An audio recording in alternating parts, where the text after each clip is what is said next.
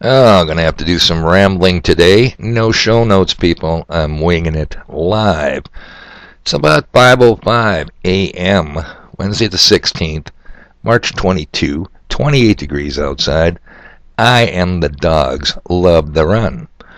But I came back home only to find a message from the boss. Well, things aren't looking good. Not good news for your ever-flexible, most fluid, incredibly humble messenger.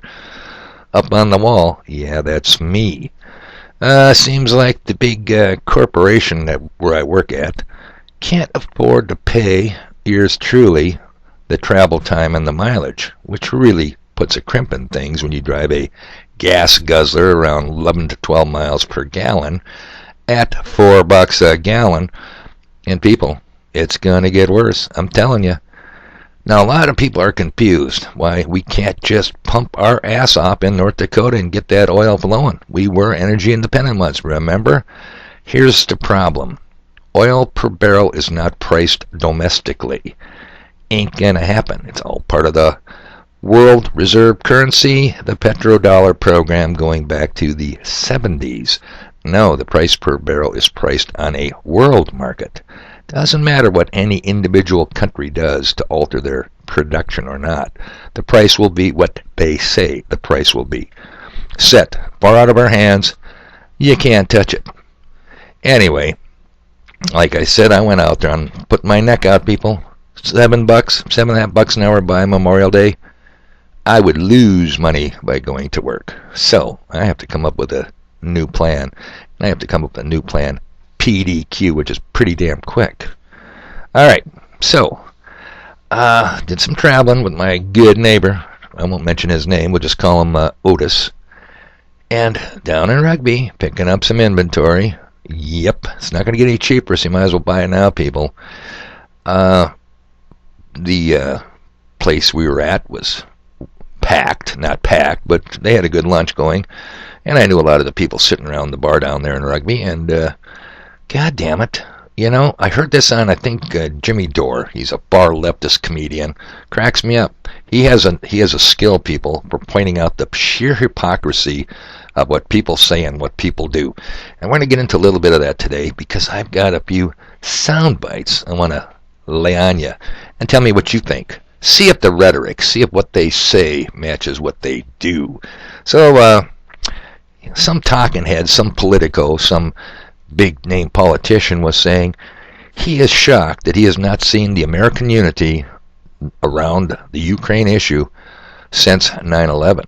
No, I'll tell you what, my mouth hit the ground. You gotta be shitting me. Of all the things we could unify around, we're unifying around the Ukraine border when our southern border is under assault. Can you say assault? Can you spell that? So, I mean, I'm gobstoppered, people. And they were talking about it down there in goddamn Rugby, North Dakota.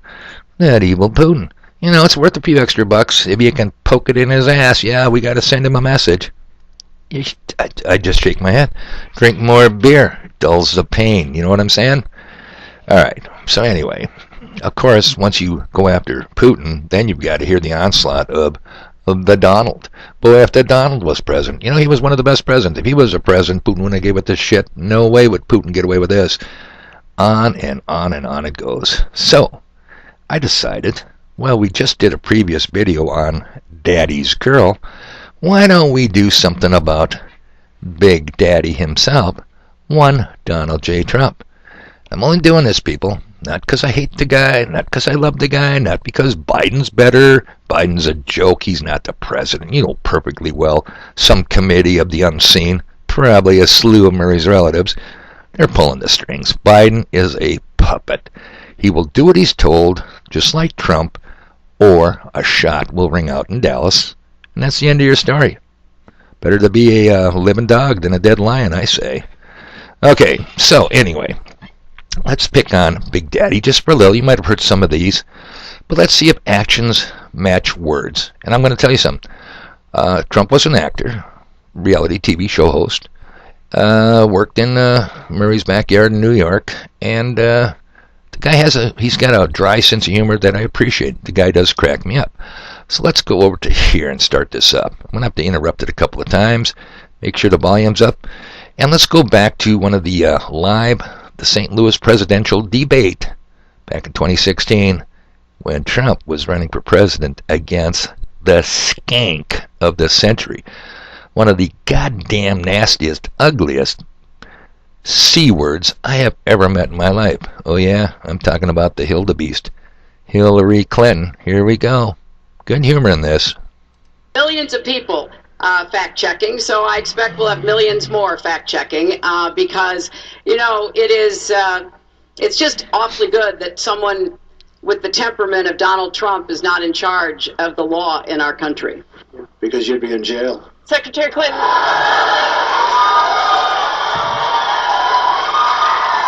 You know, come on, you gotta admit, now that's good humor. Timing, excellent delivery. Hey, bitch, you'd be in jail if I was running the Attorney General's office, yeah, with my appointee. Okay, people loved it. They applauded, they laughed. Mike Wallace ain't looking like he's appreciated much, but here we go, a little bit more. Donald against the skank. WikiLeaks just actually came out. John Podesta said some horrible things about you, and boy, was he right. He said some beauties. And you know, Bernie Sanders, he said you have bad judgment. You do. Okay, more from the debate. Hey, he's laying it on her, man. He's giving her the left, right, deep, and repeatedly. He kicked her ass in that debate, people. I watched parts of it. A lot of good laughs. Fast forward to his inaugurational luncheon. Yeah, he's now the president-elect, going to take over the White House. And here we go. He's got premium guests, too. There is something that I wanted to say, because I was very honored, very, very honored, when I heard that President Bill Clinton and Secretary Hillary Clinton was coming today, and I think it's appropriate to say, and I'd like you to stand up. Stand up, Bill. Stand up, skank. Yeah, I'm honored to have you here at my luncheon. If it was my luncheon, you'd be turning my food green, you pig. But no, Trump's honored. I'd like you to stand up.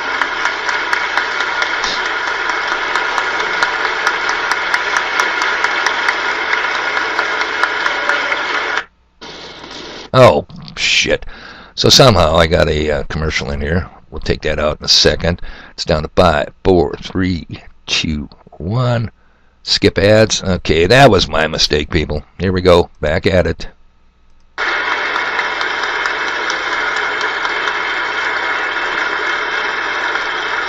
Round of applause. You hear that loud clapping? That's to Donald clapping right over the microphone, standing at the podium, being so honored.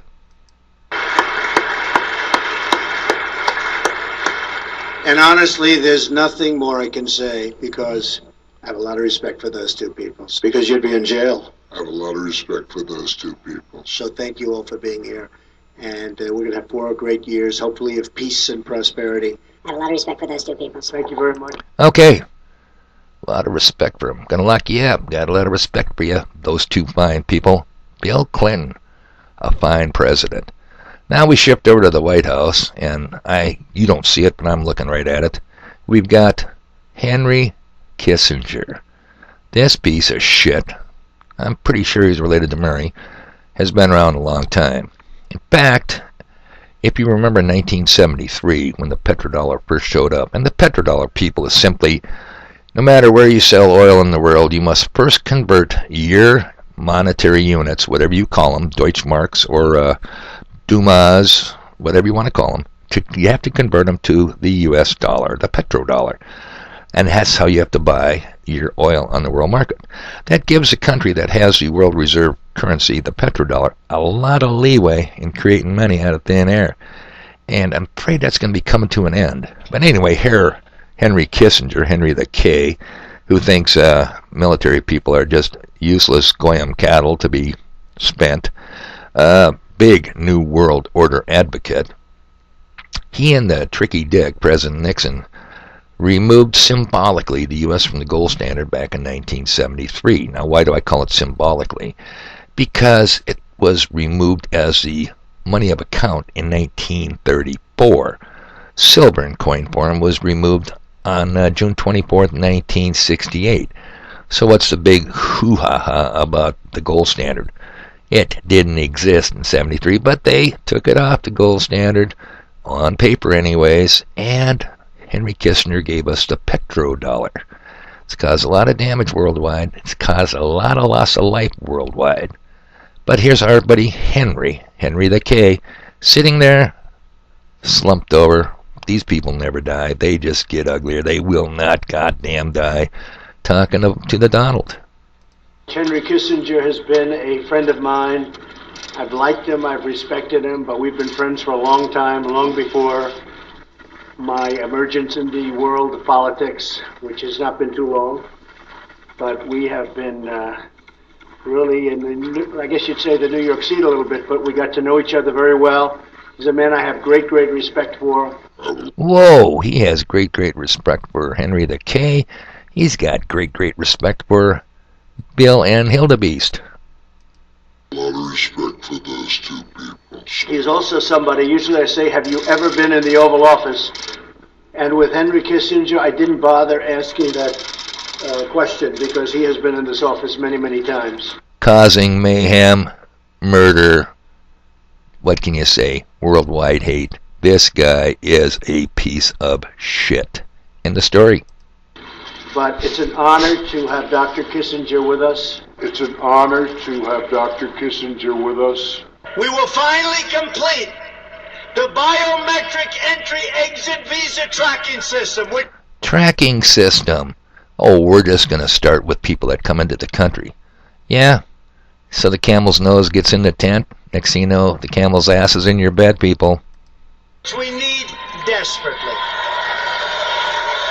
In my administration, we will ensure that this system is in place. And I will tell you, it will be on land, it will be on sea, it will be in air. We will have a proper tracking system. Like the way he says China. We didn't say it there, but like the way he says it. I would have put a warning on or something on just that particular vaccine, but I certainly would have depaused it and gotten front page news all over the world, and then people don't want it, and it probably even affects the others, because, you know, there's a big situation with a lot of people don't want to take the vaccine. Well, this played right into their hands, and they want me to do public service messages and everything about everybody taking the vaccine. And look, I guess in a certain way I'm the father of the vaccine because I was the one that pushed it. You know, to get it done in less than 9 months was a miracle. Fauci said it would take 3 to 5 years. The father. And yes, you should take it. All many of those who voted for me should take it. Okay, people, I'm not going to beat a dead horse, but come on. Seriously? Do I have to sit there and go out and buy tap beer and listen to people tell me, oh, I can't wait for Donald to get back in the White House? Don't you get it yet, people? Do you understand now how his daughter, Ivanka, member of the World Economic Forum. Oh, wait a minute. I might have missed a spot here. Hang on a second. Yes, I think I did. Let me get back to it. Anyway, talk about the World Economic Forum. What clip would be complete without Herr Klaus Schwab? Would you recommend to our audience that they get Patience, people. It's coming. the vaccine then? I would recommend it, and I would recommend it to a lot of people that don't want to get it, and a lot of those people voted for me, frankly. Hey, you know what?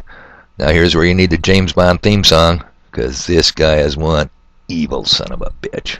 A Bond villain, Herr Klaus Schwab. It is now my great pleasure to officially welcome the President of the United States, Donald J. Trump, to the closing session of the World Economic Forum's annual meeting 2018. Mr. President, you cannot imagine how much we are looking forward to your speech. Not just the 3,000 leaders assembled here in Davos, but also the millions joining us globally, thanks to the presence of key media. All right, hold on a second here. I'm going to get stuck with another ad. Just be patient, people. I should have cleared these all out, From around the world. but I'll take care of it. Hang on. At Aspen Dental, we're a different kind of dentistry. That means Unbelievable. Coming up here. All right, I'm out of that ad. Son of a bitch. The Donald is going to speak at the 2018 annual meeting of World Economic Forum.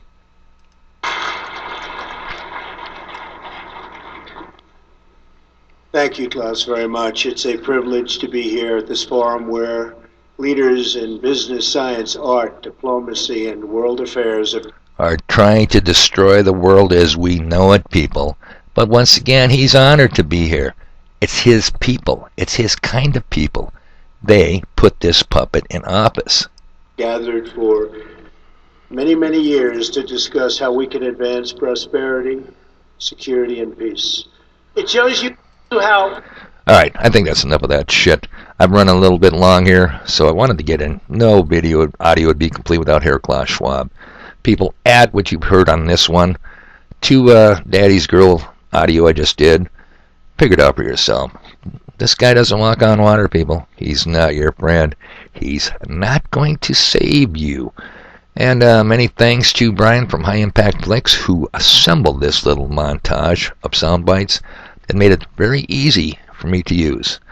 All right, people, I'm going to tell you, I got a lot of stuff to do now because I don't think I'm working out at Charlie Foxtrot anymore. Damn.